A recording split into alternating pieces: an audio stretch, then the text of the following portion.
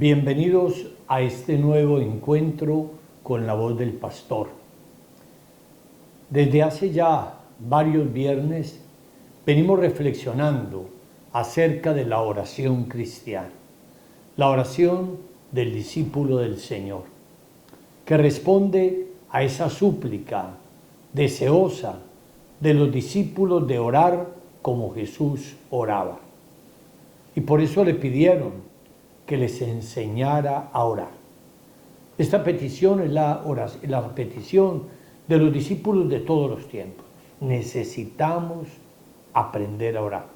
Necesitamos entrar en la escuela de Jesús, que es una escuela no solamente de un aprendizaje ético, de un comportamiento religioso, sino también una escuela de oración.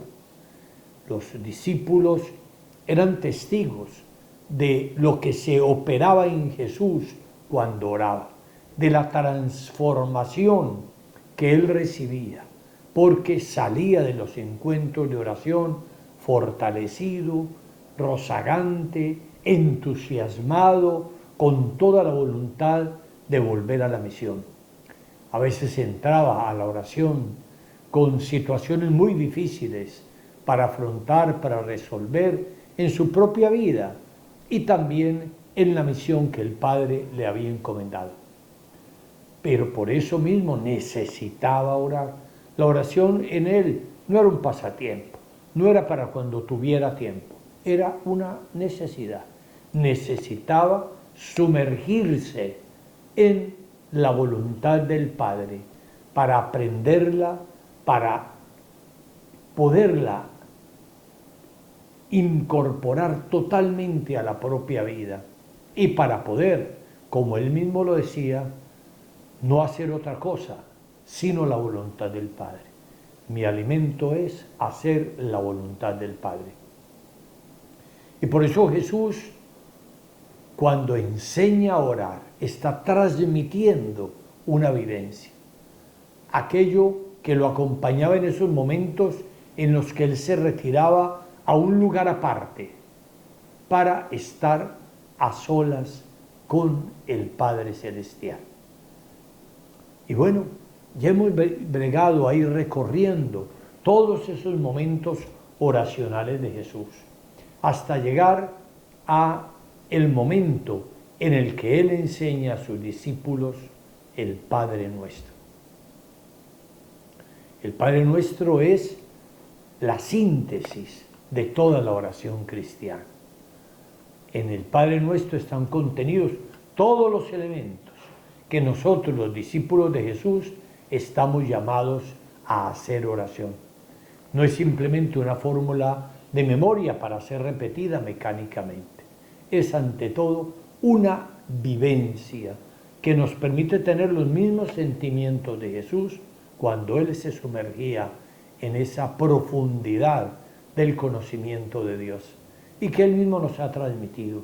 Cada frase del Padre Nuestro obviamente nos va acompañando en este caminar de la oración.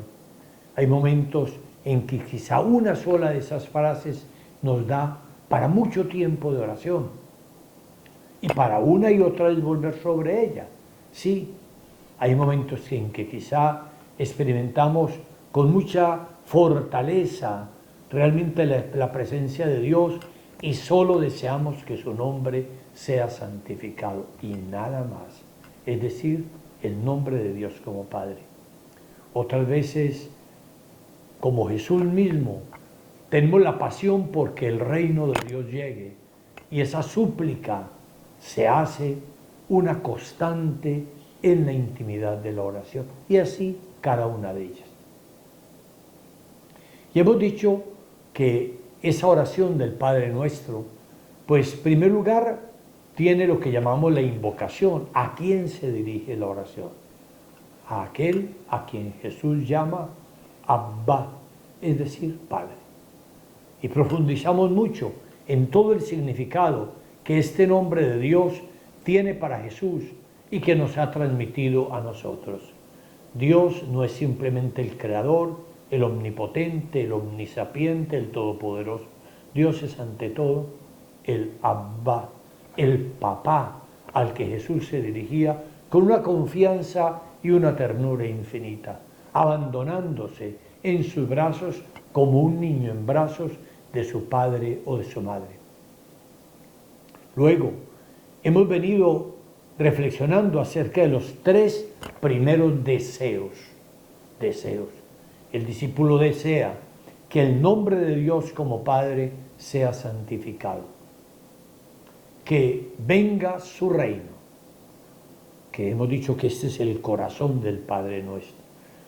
Jesús quiere que llegue el reino del Padre, que el Padre realmente tenga una soberanía de amor sobre toda la creación y particularmente sobre el hombre. Y el tercer deseo es que se haga su voluntad en la tierra como en el cielo. Esa voluntad que a veces es tan difícil, lo fue para Jesús. Hemos traído precisamente en nuestra reflexión pasada el tema de la oración en la agonía, cuando Jesús tuvo que decir al Padre, si es posible, pase de mí este cáliz, pero no se haga mi voluntad sino la tuya. Esta oración de Jesús, que precisamente se expresa en ese tercer deseo del Padre nuestro, hágase tu voluntad en la tierra como en el cielo, tiene que estar siempre presente en la oración cristiana.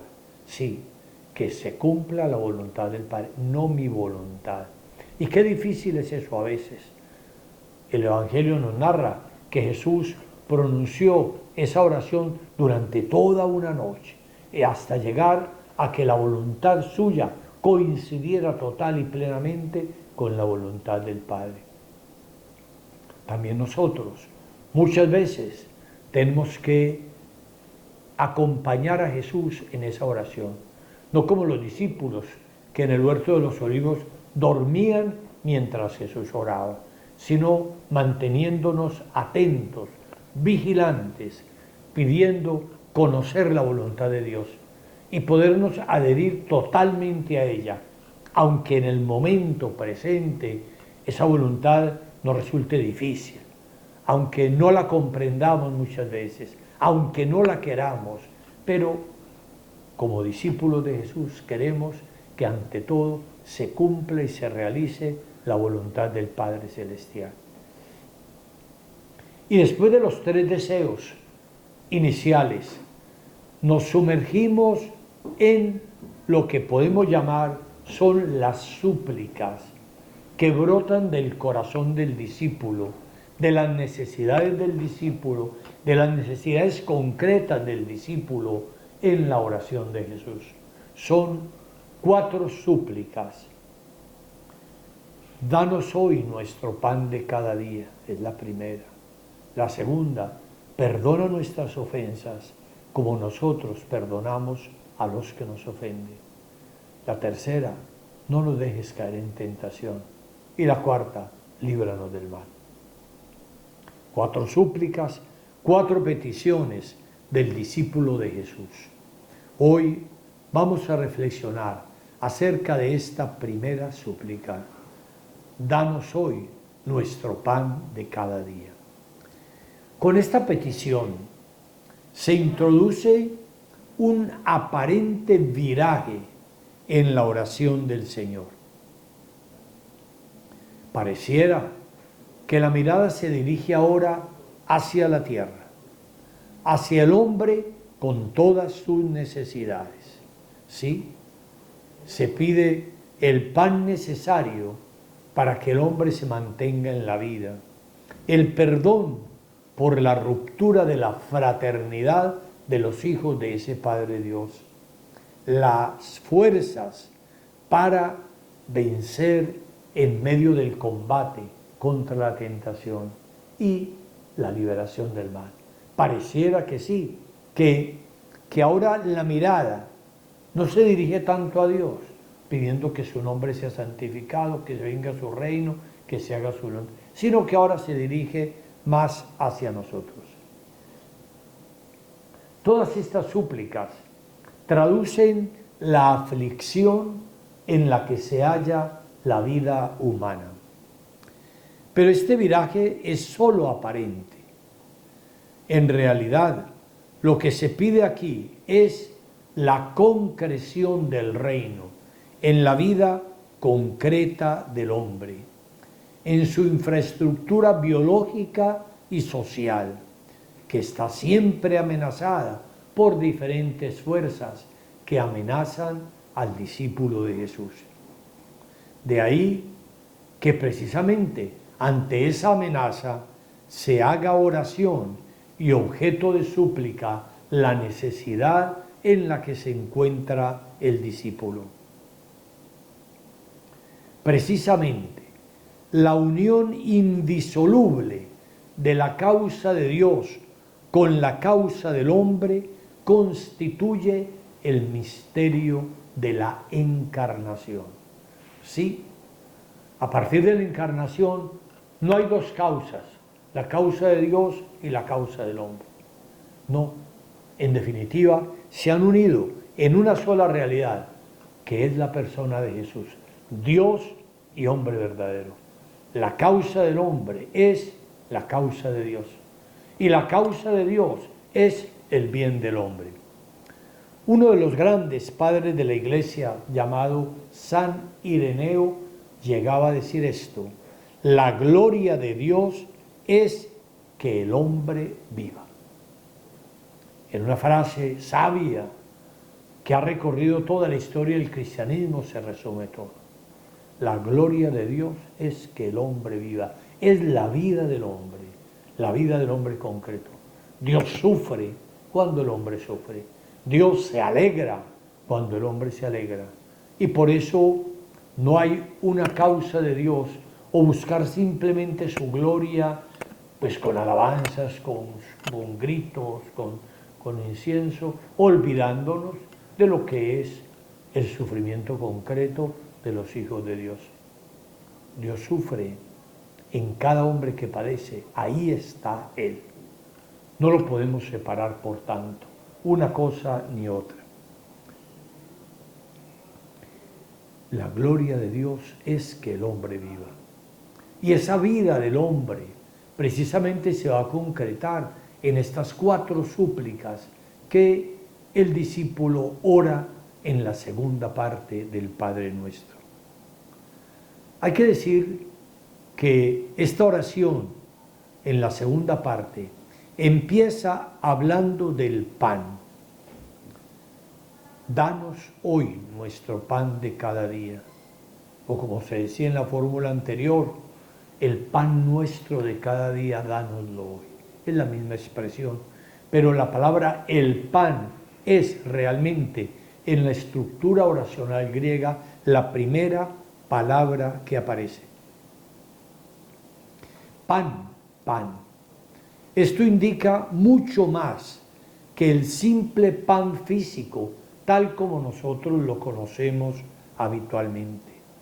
Pan es símbolo del alimento humano, de todo el alimento humano, de lo que el hombre necesita para su existencia. El alimento necesario y suficiente para su vida. Es el pan lo que designa todos los alimentos de diferente índole que el hombre necesita para vivir. De hecho, la palabra pan quiere decir todo, pan. Eso da origen a muchas palabras en español que están precedidas de pan. Pues bien, es todo lo que necesitamos para vivir con dignidad. Por supuesto que el alimento corporal, pero también hay que hablar aquí de la educación, de la salud, de la vivienda, del vestido, del trabajo, de la recreación. Es decir, es signo de los bienes naturales y de lo que debe ser nuestra relación con ellos. La vida humana está indudablemente unida a una infraestructura material. El hombre siempre depende de un trozo de pan. del alimento, de la salud, de todos los factores corporales y materiales que le permiten mantenerse en la vida. De hecho, el hombre no puede prescindir de ello, porque el hombre es materia. El hombre es un ser corporal, no es un espíritu. Y si no es un espíritu, obviamente necesita cómo los factores materiales le contribuyan para poder mantenerse en la vida. No puede, pues, prescindir del pan en ese sentido amplio que acabo de mencionar. En términos antropológicos, la infraestructura material es tan importante que Dios asoció a ella la salvación y la perdición, conforme al uso justo y fraterno que hagamos de los bienes materiales. Recordemos la parábola del juicio final. Tuve hambre y me diste de comer. Tuve sed y me diste de beber. Estuve desnudo y me diste vestido. Tuve hambre, sed, etcétera, etcétera. Y todas esas, lo que llamamos las obras de misericordia, ¿no? Entonces, el Señor asocia nuestra salvación al uso que hagamos de esos mismos bienes, no solo para nosotros, sino precisamente para saberlos compartir con los demás.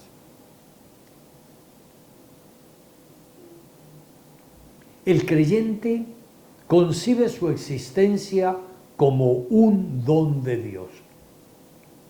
Es decir, vive creaturalmente su fe.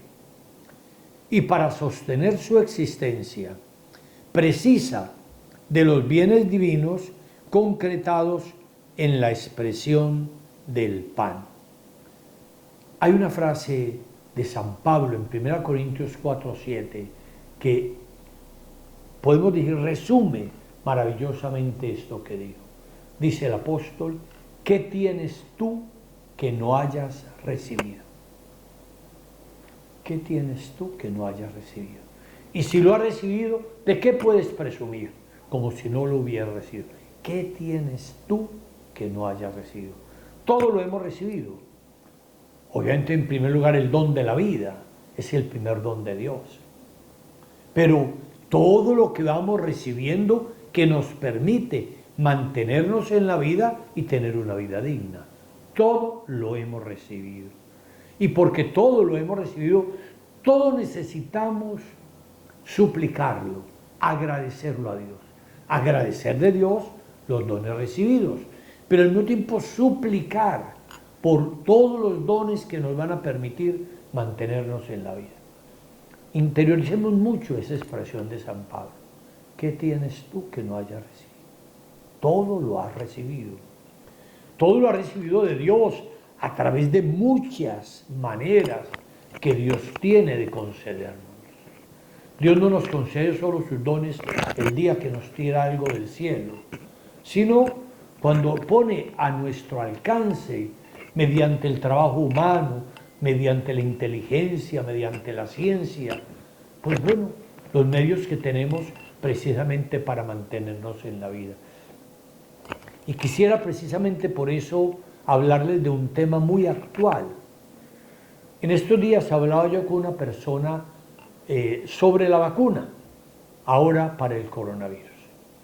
Y esa persona me dice: yo no me voy a hacer vacunar, es Dios el que me tiene que proteger. Seguramente algunos de los que me están oyendo pueden pensar de no, yo no me vacuno, que Dios me proteja, olvidándose de que Dios nos ha colocado una cantidad de medios, la inteligencia de los sabios, el trabajo y el esfuerzo, etcétera, para lograr hacer esto. Dios no tira desde arriba. Es como yo que me sentara un día a decir: pues yo no voy a comer, que Dios me alimente. Y obviamente que los alimentos que llegan a mi mesa han sido producidos por la tierra gracias al trabajo de los agricultores, a los que los han vendido, a una cantidad de secuencias de personas, de seres humanos, que han hecho posible que llegue a mi mesa. ¿Qué tal que yo dijera: no, que Dios me alimente? Entonces no pongo ninguno de los medios que Dios me está colocando aquí en mi mano. Dios interviene. Dios, a través de tantos medios, nos va dando sus dones. Nuestros propios padres han sido el primer medio de Dios para darnos la vida. Dios es el autor de la vida. Todos los creyentes lo sabemos. Es el Dios de la vida, por supuesto. Pero ¿cómo hizo Dios mi vida concreta? Atención, a través del amor de mis padres. Y a través del amor de mis padres me dio la vida a mí. Y fue Dios. O sea, Dios siempre obra a través de múltiples mediaciones. Y a través de todos esos medios nos va concediendo lo que necesitamos para vivir y para mantenernos en la vida. Y por eso cuando yo le pido a Dios, el pan nuestro de cada día danoslo hoy, no le estoy pidiendo que me lo tire desde una nube o que me lo envíe por allá con un pájaro misterioso.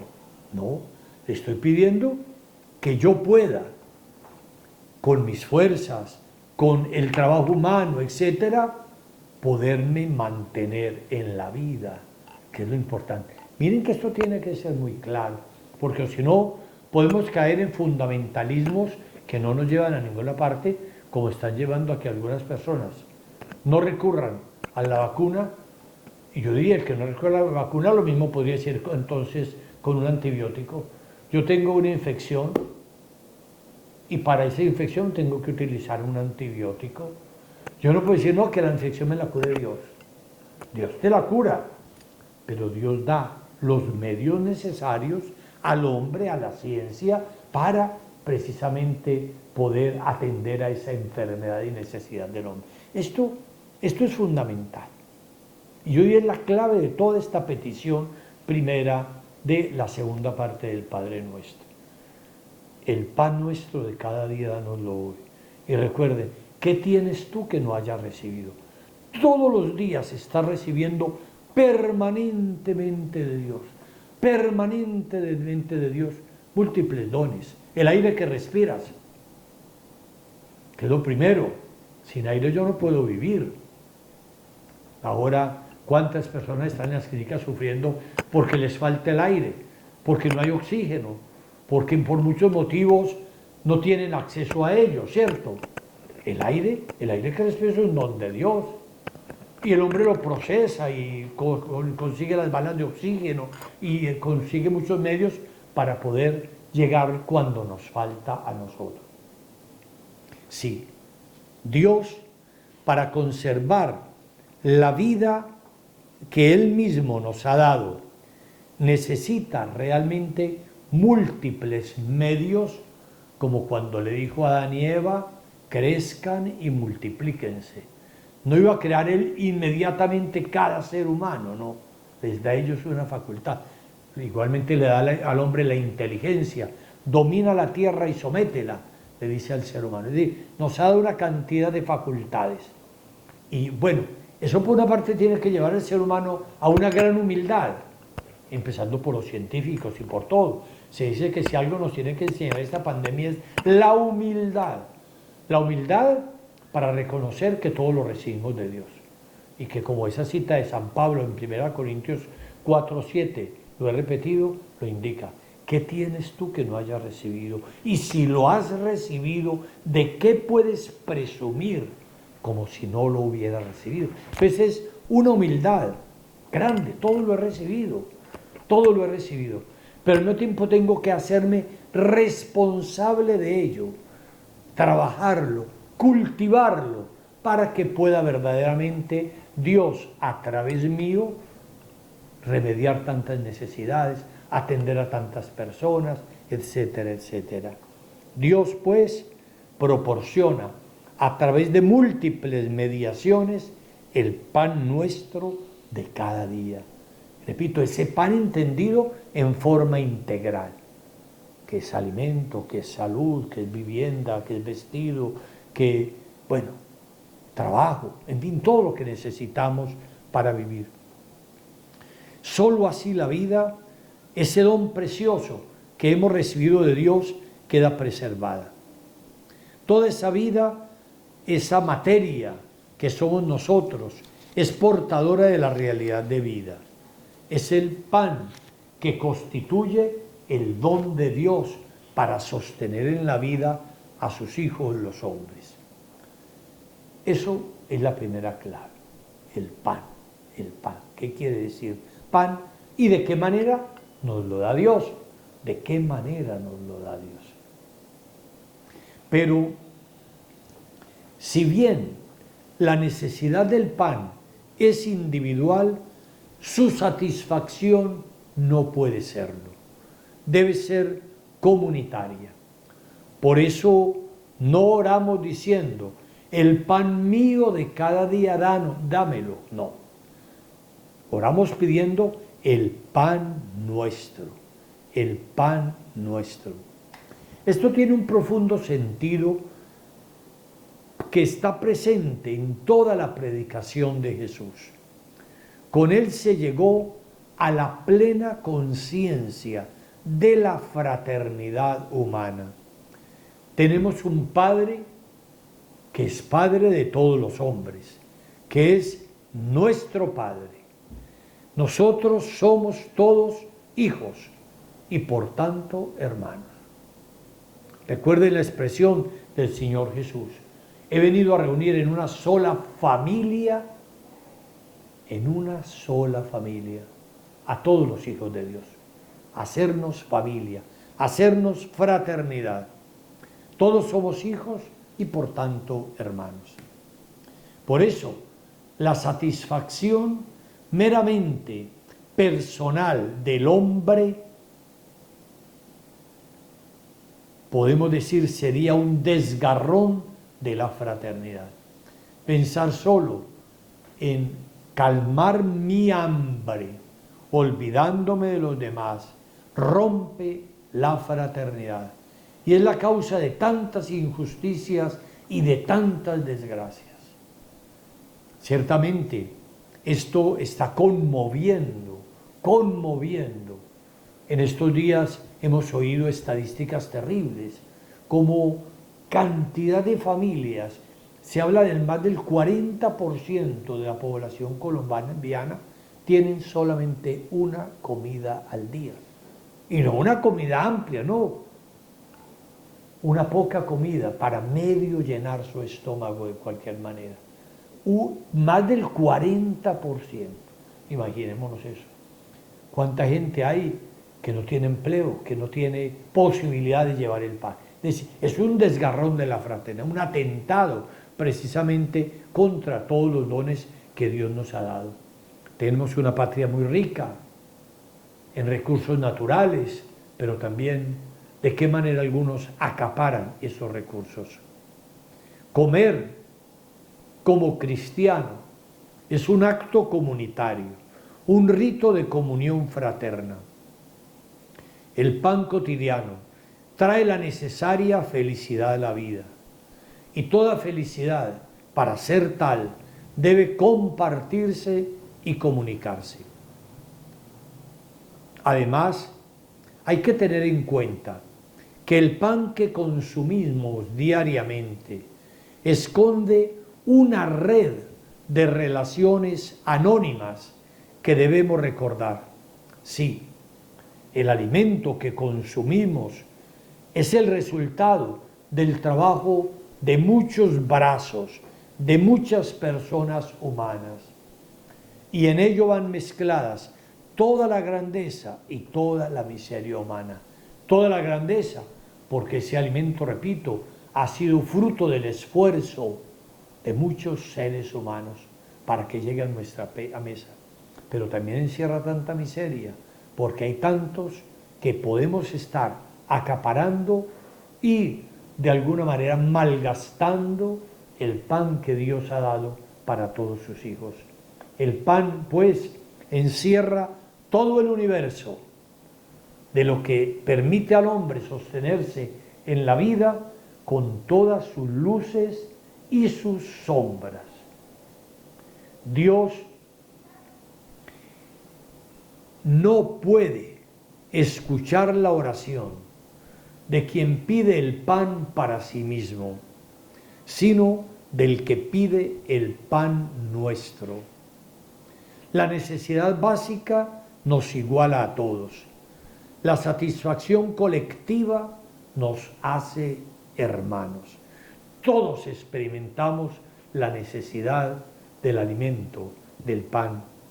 Pero su satisfacción, cuando se hace en fraternidad, nos hermana a todos. El Evangelio prohíbe pedir solo para sí, descartando las necesidades de los hermanos. Esta petición de la oración del Señor no puede ser aislada de la parábola del pobre Lázaro. Recordémosla en Lucas 16, 19 a 31. Ese hombre que banqueteaba espléndidamente cada día y que tenía a su puerta un mendigo que suspiraba por unas migajas que cayeran de la mesa del rico, pero no se las daban. Era el pobre Lázaro. Y el Señor es muy tajante en esto. Cuando muere el rico, pues se precipita en el infierno. Lázaro, en cambio, es acogido en la casa de Dios. Pero es la misma idea del juicio final, capítulo 25 de Mateo, versículos 31 a 46. El Catecismo de la Iglesia Católica, en los números 2831 y 2833, afirma: la existencia de los hombres que padecen hambre por falta de pan revela otra hondura de esta petición. El drama del hambre en el mundo llama a los cristianos que oran de verdad a una responsabilidad efectiva hacia sus hermanos, tanto en sus conductas personales como en la solidaridad con la familia humana. Se trata de nuestro pan, es lo que pedimos. La petición implica, pues, una apertura para compartir los bienes. Invita a comunicar y compartir los bienes espirituales y materiales, no por la fuerza, sino por amor. No podemos esperar que llegue una revolución que quite todo a los más poderosos. No, tenemos que hacer la revolución del amor en el compartir, para que la abundancia de unos, como dice San Pablo en la segunda carta a los Corintios 8:15, que hemos leído precisamente esta semana, la abundancia de unos remedie las necesidades de los otros. Precisamente, qué importante nos compartir, como en nuestra diócesis, precisamente en esta pandemia, hemos creado el banco de alimentos, en el que recibimos alimentos de muchos. Hay mucha gente que ha sido generosa, muchas empresas, faltan muchos más, pero hay muchos que generosamente nos están donando algo a la diócesis de Valledupar para potenciar el banco de alimentos para los más pobres, Todavía llegamos a poca gente, apenas estamos llegando a unas 1000 familias mensualmente, pero bueno, esperamos llegar a muchísimas más, gracias precisamente a los que tenemos conciencia de que los bienes que recibimos son para todos los hijos de Dios. Vamos a hacer una breve pausa y seguiremos con la reflexión de esta primera petición de la segunda parte del Padre Nuestro. Danos hoy nuestro pan de cada día.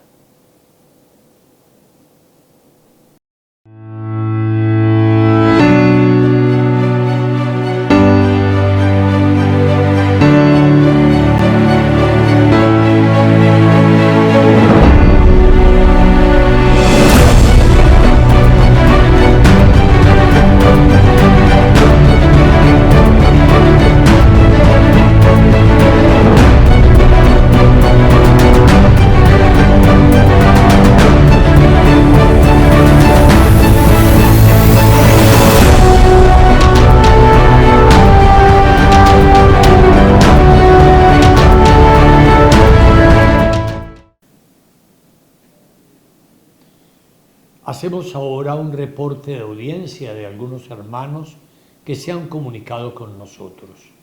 Mara Álvarez nos dice: buenos días, Monseñor Óscar. Gracias por su evangelización. Nos ayuda mucho en nuestro crecimiento espiritual. Dios lo bendiga. Desde Barranquilla. Enid Olivera: muchas gracias, Monseñor, por enseñarnos tantas palabras de reflexión. Que Dios nuestro Padre Celestial lo siga bendiciendo, dándole mucha salud. Betty Millán: qué buena reflexión. Necesitamos hacer y enseñar cómo aceptar la voluntad de Dios. Erasmo Dangón: bendiciones para toda nuestra diócesis, en especial a nuestro pastor, Monseñor Óscar. Saludos desde la parroquia Santo Tomás de Villanueva, Guajira. Muy bien, continuamos pues nuestra reflexión. El que recita el Padre Nuestro sabe apreciar lo necesario y desechar lo superfluo. Y lo esencial y necesario es la fraternidad derivada de la única paternidad de Dios en el cielo y en la tierra. Eso es lo único necesario. Todo lo demás se nos dará por añadidura, dice la palabra de Dios. Lo esencial es esa fraternidad que se deriva de la experiencia de la paternidad de Dios. Y por ello, primero se ha suplicado por la llegada del reino de Dios. Pues todo lo demás llegará, repito, por añadidura. Así efectivamente sucedió en la comunidad de los Hechos de los Apóstoles, que se nos narra precisamente en Hechos 2:42 o en Hechos 4:32 a 34, que nos habla de cómo perseveraban los discípulos en la oración y en la fracción del pan. Y de esa manera todos los discípulos, compartiendo los bienes, tenían lo necesario. Y dice textualmente Hechos 4:32 a 34, y nadie pasaba necesidad alguna. Se palpa en la fraternidad que un trozo de pan que se tiene es para compartirlo con los demás, y especialmente con los más necesitados. Precisamente, qué significativo es que los discípulos de Emaús reconocen a Jesús cuando partió el pan para dárselos, para compartirlo con ellos. Un discípulo de Jesús se tiene que reconocer también en esto, en la forma como parte el pan, como comparte el pan, como comparte los bienes que Dios le ha dado con los demás hermanos que carecen de ellos. Así como se reconoció a Jesús al partir el pan, se reconoce también todo discípulo verdadero de Jesús. Y en la petición se explicita esto también: el pan nuestro de cada día o cotidiano. Es decir, el pan que subviene a nuestras necesidades básicas. Esto nos lleva a afirmar que el Padre Nuestro hay que rezarlo en función de la necesidad presente. Ya en Éxodo 16:4 se hablaba a propósito del maná: yo haré llover pan del cielo, la ración de cada día. Y Jesús precisamente, cuando nos enseña esta oración y enfatiza el pan de cada día, tiene como referente precisamente el maná. Dios en el desierto, cuando el pueblo iba para la tierra prometida y pasa hambre porque se le han acabado ya los alimentos que había sacado de Egipto, hace llover sobre ellos el maná, una especie de pan del cielo. La palabra maná viene de la palabra hebrea manú, que expresa ¿qué es esto? Cuando los judíos lo recibieron, se preguntaban, Manú, ¿qué es esto? Porque no lo conocían. Y de ahí viene la palabra maná. Pero hay una característica de este don de Dios, y es que Moisés les dijo, cada uno tomará el maná necesario para la familia en la alimentación cotidiana. Obviamente que hubo algunos agalludos, que el primer día que llegó el maná, se quisieron llevar todo lo que más pudieron para sus tiendas, aún dejando a otros sin el maná. ¿Y qué pasó? Que al otro día lo que se habían llevado de sobra se les pudrió. Entonces aprendieron, el maná es para cada día. Esto es contra la tentación humana de la acumulación, de solo estar buscando para mí, aún haciendo que el prójimo carezca de lo mínimo necesario para vivir. Se habla pues del pan necesario diariamente. Jesús toma pues de allá, del maná del desierto, del maná, del pan nuestro cotidiano, ¿cierto? Es el sentido fundamental. Por eso Jesús en Mateo 6:34 invita a no agobiarse demasiado por el mañana. Precisamente nuestro agobio por el mañana nos lleva muchas veces a la tentación de acumular, aunque sea a costa de la carencia de lo mínimo básico de los hermanos. A mí me dice mucho una frase de Proverbios 38, en la que el sabio le ora a Dios diciéndole, no me des pobreza ni riqueza, dame cada día mi pan cotidiano. No me des pobreza ni riqueza. Es decir, no me des la abundancia que me haga verdaderamente indolente frente a la carencia del hermano, ni pobreza que me lleve a la miseria, pero dame cada día mi pan cotidiano, lo que necesito para mantenerme en la vida. Proverbios 38. Se pide lo suficiente para alimentar la vida cada día, pero esto es algo relacional, porque permite pensar en nosotros, que los demás también tengan acceso al pan. Lo esencial es que Jesús rechaza, descarta la avidez y la acumulación de lo innecesario. Todo lo que tenemos tiene que servir para los demás. Y los hermanos que tienen bienes tienen que siempre pensar cómo ponerlos al servicio de los que no los tienen. Tienen que sentirse administradores de los bienes que Dios les ha dado para el servicio de los demás. No dueños de ellos, sino administradores. Cuando un cristiano que tiene bienes se siente administrador de esos bienes, precisamente para la provisión de su propia familia, por supuesto, pero también para todos los demás a los cuales él puede llegar, dándoles trabajo y un trabajo digno, etcétera, etcétera, está verdaderamente comportándose como un administrador de estos bienes. Esta petición brota de una confianza sin límite. El discípulo ha sido arrancado del miedo al futuro porque vive en el presente del reino de Dios. No tiene que estar agobiado por el mañana. Vive el hoy con su trabajo y su fatiga, también con la ayuda del Padre y la solidaridad de los hermanos. El discípulo puede llevar una vida totalmente nueva porque ha confiado en el Padre.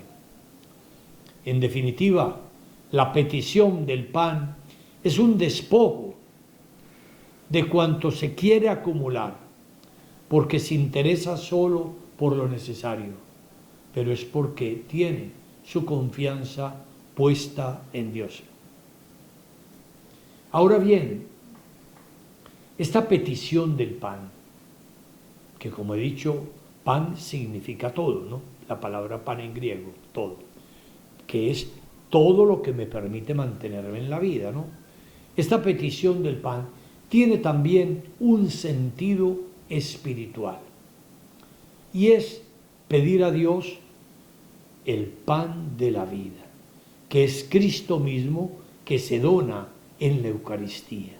Sí, no solamente pedimos el pan material, sino pedimos el pan espiritual. La Eucaristía precisamente tiene dos mesas, la mesa de la palabra y la mesa del cuerpo y la sangre del Señor. Son las dos partes de la Eucaristía, la liturgia de la palabra y la liturgia eucarística.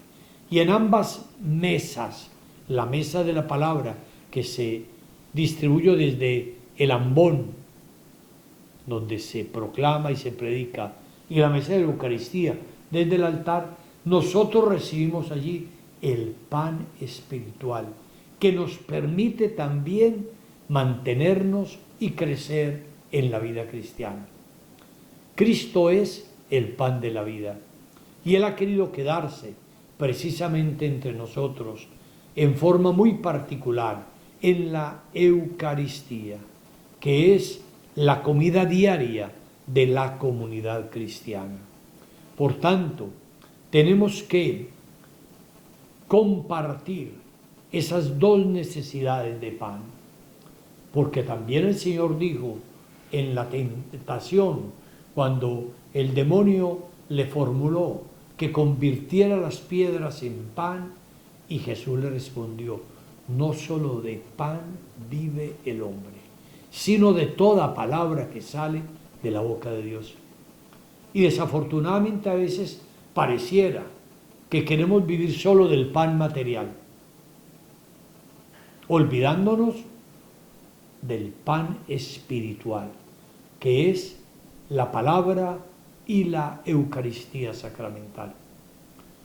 Tenemos que equilibrar, ni no nos podemos deshumanizar pensando que no necesitamos de los bienes materiales. Todos necesitamos de los bienes materiales para vivir. La Iglesia necesita de los bienes materiales para cumplir su misión. No somos ángeles, no vivimos para allá. Necesitamos los bienes materiales. El peligro es cuando los absolutizamos y cuando vivimos sola y únicamente para ellos, como si solamente necesitáramos bienes materiales, olvidándonos del pan de la vida. Yo soy el pan de la vida. El que come mi cuerpo y bebe mi sangre tiene vida eterna, y yo lo resucitaré en el último día. El pan de la vida, que es el que nos permite mantenernos también como auténticos y verdaderos discípulos de Jesús.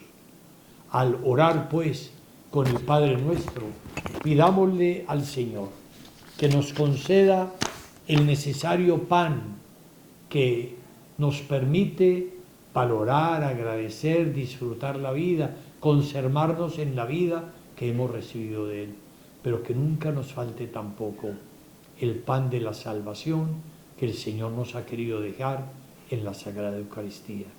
Que Dios los bendiga a todos ustedes, en el nombre del Padre, del Hijo y del Espíritu Santo. Amén. Vive en el presente del reino de Dios. No tiene que estar agobiado por el mañana. Vive el hoy con su trabajo y su fatiga, también con la ayuda del Padre y la solidaridad de los hermanos. El discípulo puede llevar una vida totalmente nueva porque ha confiado en el Padre. En definitiva, la petición del pan es un despojo de cuanto se quiere acumular, porque se interesa solo por lo necesario, pero es porque tiene su confianza puesta en Dios. Ahora bien, esta petición del pan, que como he dicho, pan significa todo, ¿no? La palabra pan en griego, todo, que es todo lo que me permite mantenerme en la vida, ¿no? Esta petición del pan tiene también un sentido espiritual, y es pedir a Dios el pan de la vida, que es Cristo mismo que se dona en la Eucaristía. Sí, No solamente pedimos el pan material, sino pedimos el pan espiritual. La Eucaristía precisamente tiene dos mesas, la mesa de la palabra y la mesa del cuerpo y la sangre del Señor. Son las dos partes de la Eucaristía, la liturgia de la palabra y la liturgia eucarística. Y en ambas mesas, la mesa de la palabra que se distribuye desde el ambón, donde se proclama y se predica, y la mesa de la Eucaristía desde el altar, nosotros recibimos allí el pan espiritual, que nos permite también mantenernos y crecer en la vida cristiana. Cristo es el pan de la vida, y Él ha querido quedarse precisamente entre nosotros en forma muy particular en la Eucaristía, que es la comida diaria de la comunidad cristiana. Por tanto, tenemos que compartir esas dos necesidades de pan, porque también el Señor dijo en la tentación, cuando el demonio le formuló que convirtiera las piedras en pan, y Jesús le respondió: no solo de pan vive el hombre, sino de toda palabra que sale de la boca de Dios. Y desafortunadamente a veces pareciera que queremos vivir solo del pan material, olvidándonos del pan espiritual, que es la palabra y la Eucaristía sacramental. Tenemos que equilibrar, ni no nos podemos deshumanizar pensando que no necesitamos de los bienes materiales. Todos necesitamos de los bienes materiales para vivir. La Iglesia necesita de los bienes materiales para cumplir su misión. No somos ángeles, no vivimos para allá. Necesitamos los bienes materiales. El peligro es cuando los absolutizamos y cuando vivimos sola y únicamente para ellos, como si solamente necesitáramos bienes materiales, olvidándonos del pan de la vida. Yo soy el pan de la vida. El que come mi cuerpo y bebe mi sangre tiene vida eterna, y yo lo resucitaré en el último día. El pan de la vida, que es el que nos permite mantenernos también como auténticos y verdaderos discípulos de Jesús.